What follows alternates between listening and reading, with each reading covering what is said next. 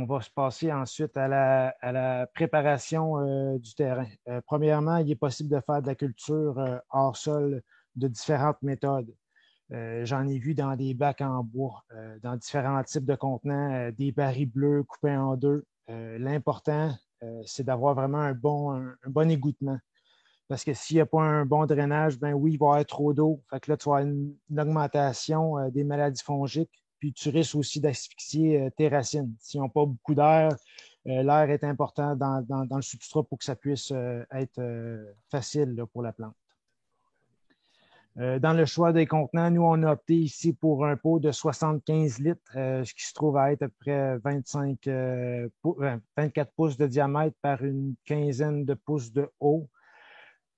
Pourquoi ce pot-là? Ça offrait une bonne équilibre entre l'espace minimal requis pour le substrat, le terreau, et la manœuvrabilité du plan aussi, parce qu'on ne voulait pas être obligé de travailler à deux. On a essayé des plus gros.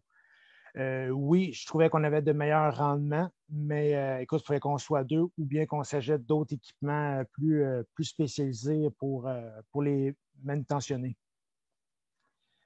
Ensuite, après ça, c'est que je vous recommande de faire un plan des dimensions de votre terrain. Placer où est-ce qu'il va être l'irrigation, les chemins d'accès, les rangées. Comme ça, vous allez pouvoir déterminer aussi le nombre de plants. Ici, on voit, j'ai représenté l'irrigation, le nombre de rangées, puis il y a 4 accès qu'on peut avoir avec de la machinerie. Il y a différentes configurations possibles pour l'espacement aussi entre chaque plan et l'espacement entre chaque rangée.